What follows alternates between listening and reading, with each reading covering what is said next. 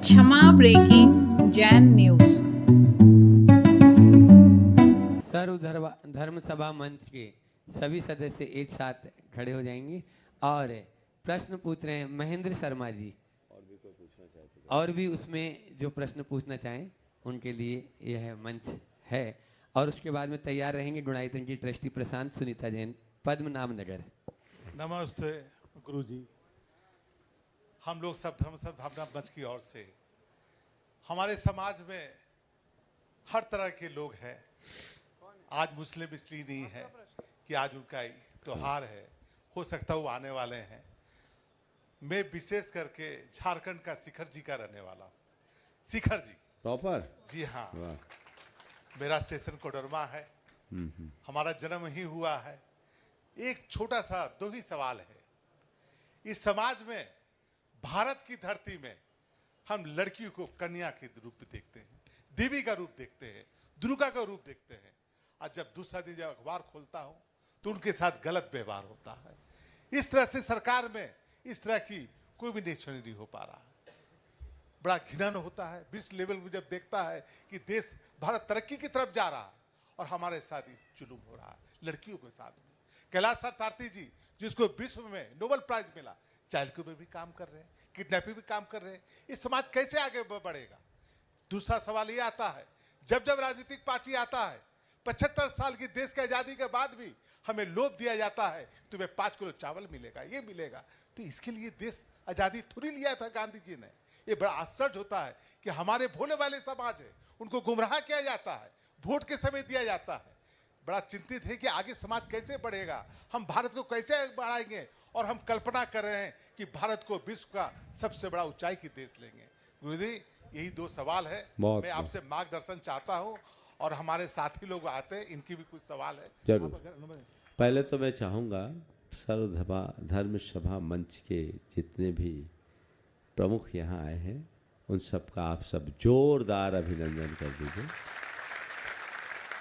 और आज पूरे देश को इस बात की बड़ी आवश्यकता है कि हम भले अलग अलग धर्मों और परंपराओं में विश्वास रखें, लेकिन हम सबका केंद्र मानवता हो और मानवता के नाम पर हम सब एक रहे। यही हमारा सबसे बड़ा धर्म है। ये प्रयास हम सबको करना चाहिए और इस प्रकार के मंचों पर इकट्ठे होने से हम पूरे मानव जाति के बीच एक अच्छा संदेश पहुंचाने में समर्थ होते हैं। आपकी इस पहल का मैं जोरदार स्वागत करता हूँ। आपने जो बात रखी बहुत गंभीर है।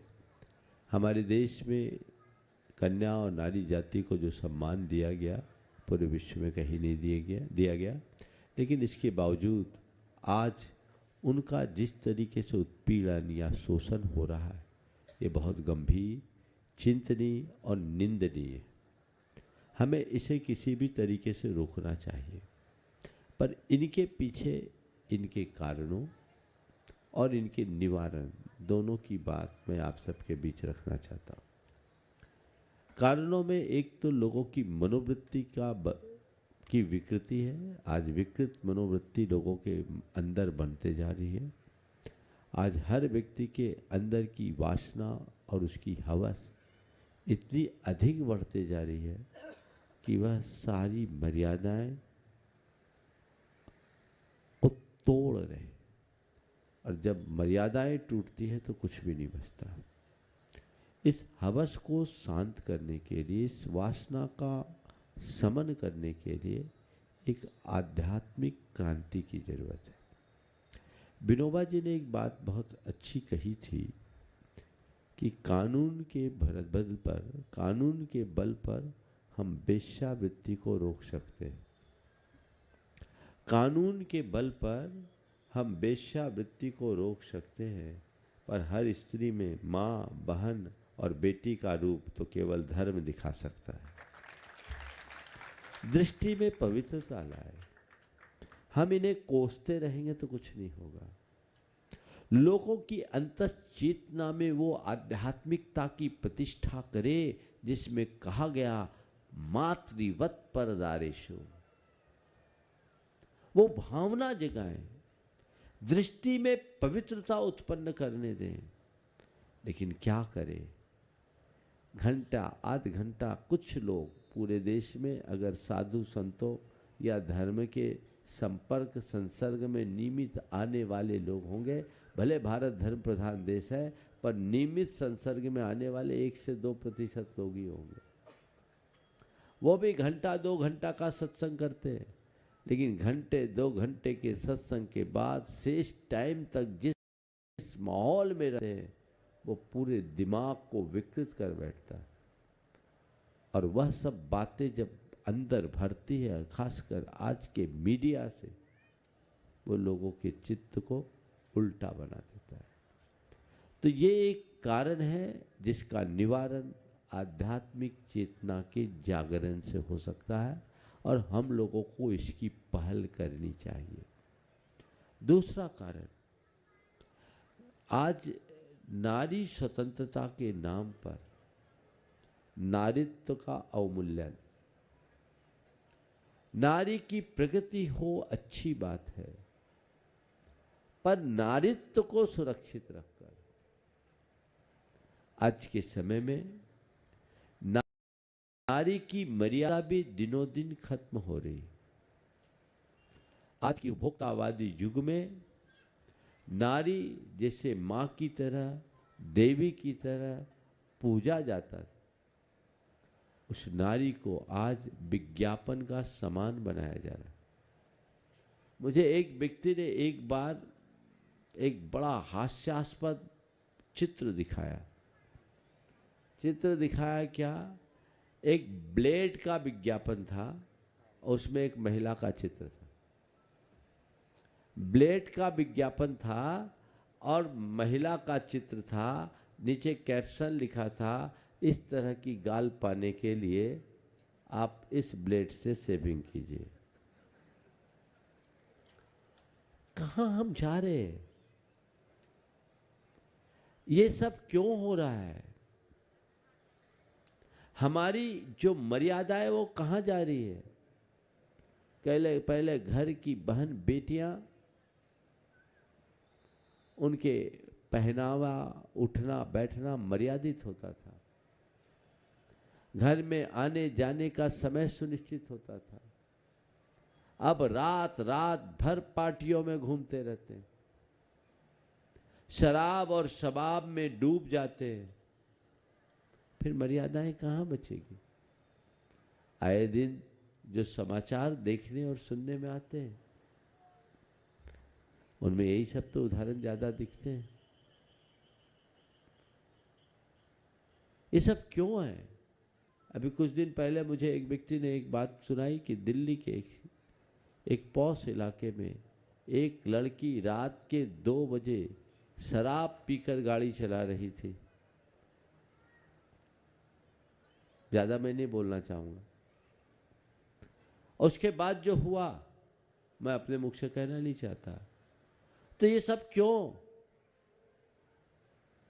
मां बाप की बेटियां सुनती नहीं और कन्या या नारियोचित गुणों को महत्व देती नहीं, आधुनिकता के नाम पर, प्रगतिशीलता के नाम पर। तो मर्यादाएं बचेंगे कैसे? तो हमें चाहिए नारी की प्रगति हो पर नारित्व की सुरक्षा के साथ ये अभियान हम लोग चलाएं। तो मैं समझता हूं आपने जो बात कही वो पूरी होगी। दूसरी बात जो आपने वर्तमान में फ्री चीजें प्रदान करने की, अब ये आज की सरकारें, उनका पहला लक्ष्य अपनी सीटें बनाने का होता है, बहुमत पाने का होता है, क्योंकि सत्ता का समीकरण गिनती से चलता है और उसके कारण तरह तरह का प्रलोभन दिया जाता है। सभी राजनीतिक पार्टियां करती है, अब तो सब उसी लाइन में लग गए। लेकिन ये देश का दुर्भाग्य है। सुशासन वो नहीं जो लोगों को दे, सुशासन वो नहीं जो लोगों को दे, सुशासन वह है जो लोगों को देने लायक बनाए। उन्हें इतना समर्थ बना दे कि वो खुद औरों को दे सके। हम तो भिखारी बना रहे हैं, हम उन्हें निकम्मा बना रहे हैं। चीजें फ्री क्यों दें? उनको हम कर्म योगी बनाएं, उन्हें हम कर्मठ बनाएं, उन्हें हम कुशल बनाएं, उनके स्किल को हम पूरी तरह से डेवलप करें।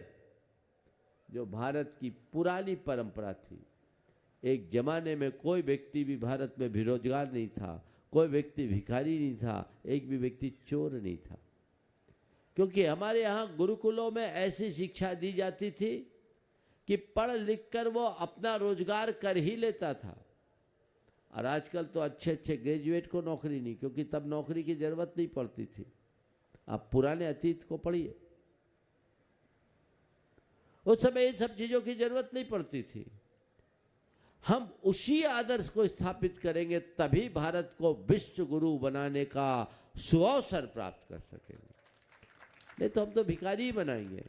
लेकिन राजनीतिक पार्टियों को तो अपना उल्लू सीधा करना है, और जनता भी बिकाऊ है। अभी एक नेता से मेरी बात हुई, बड़े चरित्रवान थे, तो मैंने पूछा उनसे चर्चा में कि क्या करते हो चुनाव के टाइम में, पौवा वगैरह बांटना पड़ता है कि नहीं? बोला महाराज, एक चुनाव में मैंने नहीं बांटा तो हार गया, दूसरी बात से मुझे समझौता करना पड़ा, इसके अलावा कोई उपाय नहीं महाराज, व्यवस्था ऐसी हो गई। मैं नाम नहीं ले सकता उनका, पर अभी भी वो सिटिंग है, एमएलए है, लेकिन उन्होंने अपनी बात को बेबाकी से कहा, सिस्टम इतना गड़बड़ हो गया। तो मैं पूछता हूं, नेता भ्रष्ट है कि जनता? बोलो, जनता ना भ्रष्ट है। तुमने अपना मत एक पौवा में खत्म कर दिया। ये क्या है? सोच बदलनी चाहिए, जागरूकता चाहिए, और ऐसी जागरूकता आएगी, निश्चित भारत में बदलाव आएगा। मैं ऐसे ही व्यवस्था की प्रतीक्षा में हूं, जब ऊपर से नीचे तक लोगों की सोच बदले और भारत अपने पुराने गौरव को फिर से प्राप्त कर सके। और कोई पूछना चाहेंगे? बनते साहब पूछ सकते हैं। बहुत बहुत प्रणाम। आज बड़ी खुशी हुई है, मैं बहुत बहुत साधुवाद दूंगा प्रोफेसर मनोज जैन जी को कि आज जैन कम्युनिटी के मंच पर सभी धर्म के धर्मगुरु यहाँ पर विशेष रूप से उपस्थित हुए हैं। और देखा जाए तो भोपाल में हम सभी लोग एक दूसरे के धर्म के प्रति बड़ा सम्मान रखते हैं, और सभी लोग एक दूसरे के प्रति बड़े एक प्रेम और स्नेह का भी भाव रखते हैं। मुझे जब बोला गया था कि आप भी कुछ पूछे, तो यहाँ पर बैठे बैठे एक आपके जब बातें सुन रहा था, तब मुझे एक मन में विचार आया कि इस जम्बूद्वीप में बौद्ध धर्म और जैन धर्म ये समकालीन थे। भगवान महावीर, भगवान बुद्ध उस समय इस भारत की, इस जम्बूद्वीप की उस कुरीतियों के विरोध में था जो यहाँ पर प्राचीन काल से चलती आ रही थी। और सबसे पहले संसार में अगर किसी ने इस संसार में कुरीतियों की, अंधश्रद्धाओं के विरोध में अगर किसी ने शंख बजाया होगा तो वो थे भगवान महावीर और भगवान बुद्ध। परंतु ऐसा क्या कारण रहा कि आज जैन धर्म जो है केवल भारत तक ही सीमित रहा और बौद्ध धर्म विश्व के विभिन्न कोने कोने में चला गया? तो क्या इसे हम लोग कहेंगे कि बौद्ध धर्म ने कुछ विचारों में परिवर्तन किया है? क्या जैन धर्म ने उसमें कोई परिवर्तन नहीं किया है, उसकी वजह से वो भारत तक सीमित रहा? क्या उसे भारत के बाहर भी नहीं जाना चाहिए था? अगर भगवान बुद्ध गए तो भगवान महावीर को भी लोगों तक पहुंचना चाहिए था। आज अगर देखेंगे तो एशिया के अंदर विभिन्न ऐसे बौद्ध राष्ट्र हैं जहां पर बुद्ध को मानते हैं, परंतु जिस भारत से भगवान महावीर ने भी उन्हीं विचारों को लोगों के परिवर्तन के लिए उन्होंने प्रचार प्रसार किया, परंतु वो भारत तक ही रहा। सो मैं आग्रह करूंगा कि आप इस पर भी कुछ प्रकाश बहुत डालें। बहुत बहुत अच्छा सवाल आपने किया। एक बात सही है कि भगवान महावीर और बुद्ध दोनों समकालीन थे और दोनों ने भारत को कुरीतियों से मुक्ति दिलाने में बहुत बहुत महत्वपूर्ण योगदान दिया, बल्कि उनके काल में भारत पूरी तरह से कुरीति मुक्त हो गया और सर्वोदय का शासन स्थापित हुआ।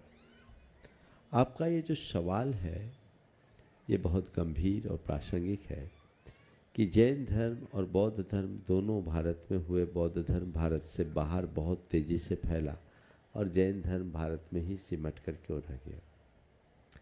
इसके पीछे की एक बड़ी वजह, बौद्ध धर्म में जो चर्या हुई वो चर्या में कालांतर में इस तरह की व्यवस्था हुई जिसमें मांस भक्षण को भी स्वीकार कर लिया गया और अपेक्षाकृत चर्या मध्यम मार्गी थी। ऐसा भी कहा जाता है कि बुद्ध ने पहले दिगंबर साधना को स्वीकार किया था, पर उसमें उन्हें कोई उपलब्धि जैसी नहीं दिखी, तो एक बार फिर वो मुड़े और उन्होंने नाति काम नाति कष्ट का मध्यम मार्ग अपनाया। भगवान महावीर ने हम सबको जो चर्या दी, कठोर चर्या, दिगंबरत्व की चर्या, इसका भारत की बाहर की जलवायु में अनुपालन कर पाना कठिन था। इसमें किसी भी प्रकार का कॉम्प्रोमाइज नहीं किया गया। बौद्ध धर्म में तो इतना स्वीकार कर लिया गया कि सीधे मांस नहीं खाओ, करुणा बौद्ध धर्म का मूल है, लेकिन मरे हुए प्राणी के मांस को खाने की अनुमति कालांतर में दी गई। पर जैन धर्म में किसी भी प्रकार की शिथिलता को स्वीकार नहीं किया गया। निकल जाने दो आराम से। जैन धर्म में किसी भी प्रकार की शिथिलता को स्वीकार नहीं किया गया। कोई भी धर्म बाहर तब फैल पाता है जब उसके प्रवर्तक वहाँ पहुँचते हैं। जैन मुनि जो जैन धर्म के प्रवर्तक थे वो एशिया के कुछ देशों तक सीमित रह गए, सर्वत्र नहीं जा पाए। दूसरा, समुद्री मार्ग पर जैन मुनि नहीं चल सकते, ये भी जैन धर्म के जगत व्यापी होने में बाधक बनी। आप सबके साथ ये अनुकूलताएं थी, इसलिए आप फैले। अच्छी बात है। हम तो एक ही बात जानते हैं, पूरे संसार में बीमारी है और बीमारी की चिकित्सा होनी चाहिए, जिस रीति से हो जाए संसार स्वस्थ हो, ये प्रयास होना चाहिए। और आप भी हाँ। हेलो महाराज, मैं आपके प्रवचन काफ़ी सुना है यूट्यूब में और मुझे बहुत अच्छा लगा। आपके प्रवचन में काफ़ी सुनते हैं यूट्यूब में और मुझे अच्छा लगा आपको देख के। बहुत शुक्रिया। बहुत सुंदर। प्रशांत जी, सुनीता जी जैन, पद्मनाभ नगर अपना प्रश्न रखें और उसके बाद एक बार इन सबका पुनः अभिनंदन।